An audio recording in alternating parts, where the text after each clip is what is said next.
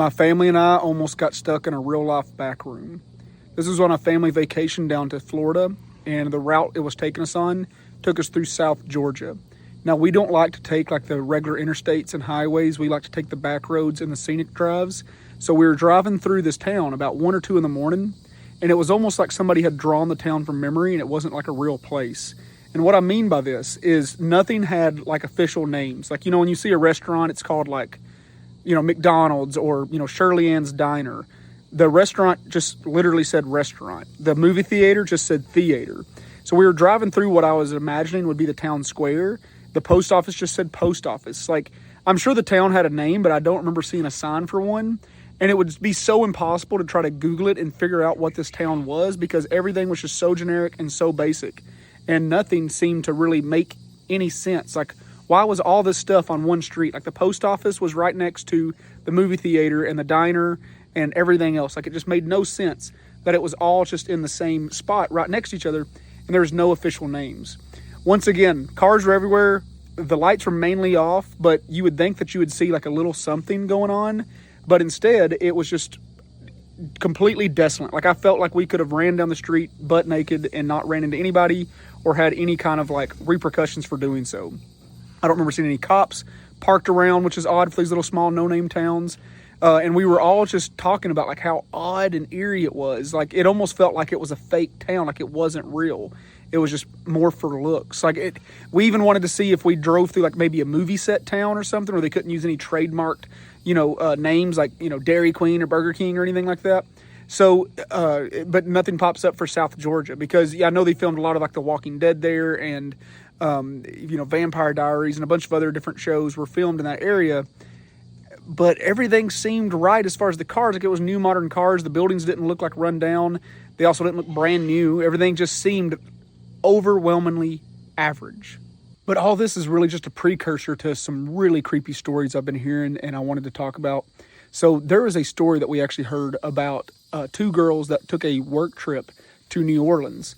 And while they were at a bar in New Orleans, these 2 guys that they met were actually telling them about, hey, we know this little bar that only the locals know about. It's a little bit on the outside of town. You want to follow us over there and go. So the girls were like, okay, yeah, I'm up for this. So they followed them over to this like little local dive bar. And when they went in there, it was like all cool and old timey. And they said it was just like, it was almost like you stepped back in time. No one was on their phones. Everybody was playing like music off a jukebox. There was, live music going back and forth too outside. And they just talked about how great of a time it was. And one of the girls accidentally left her cell phone there at the bar. So the next morning they went to go back to the bar to get it. And they could not find this bar to save their life. They drove around for hours. They asked, the locals. They were talking to people at gas stations.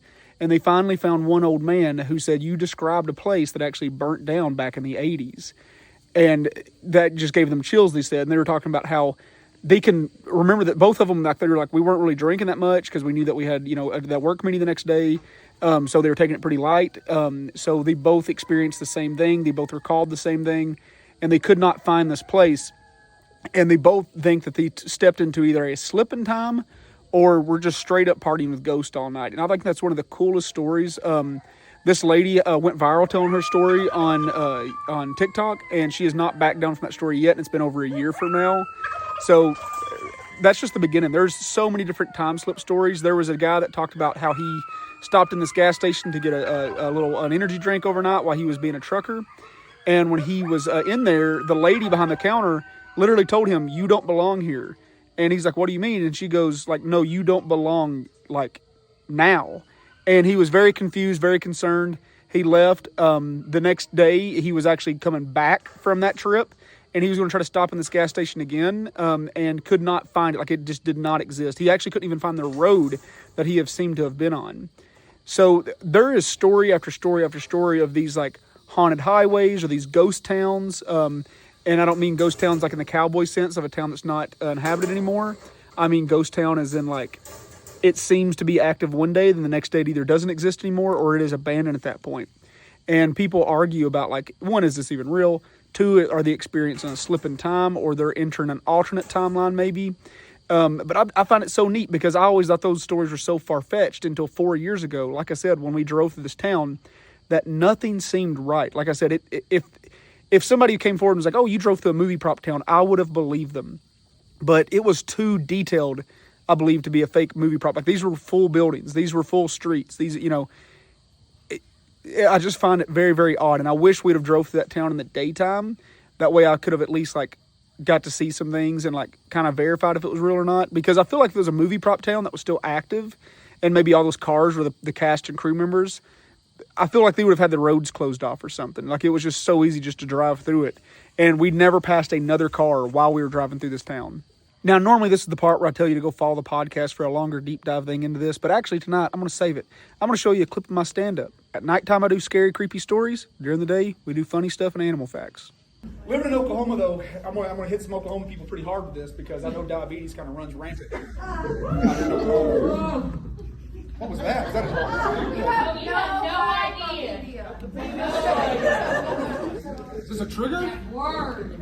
I think you're talking like diabetes is a person that's about to fight. You got both feet. Who doesn't have their feet? No, he has feet, but they're not going to be there long. God damn. I'm gonna be there long.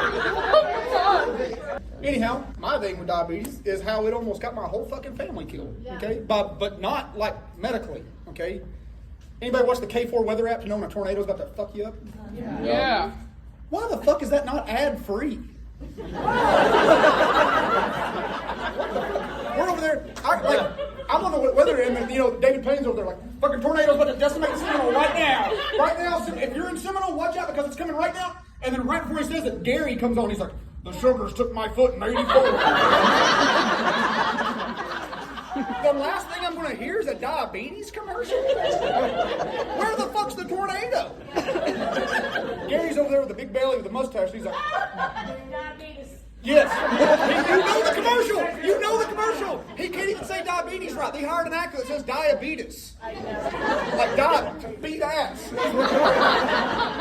And I'm over here, my family and me are in the bathtub, and my daughter's like, what's going to happen, Dad? I'm like, I'm fucking Gary. I don't know. And then, like, the second David Payne comes on, he's like, you're fucked. It's too late. I'm like, God. If you're just now seeing that you're dead. I'm like,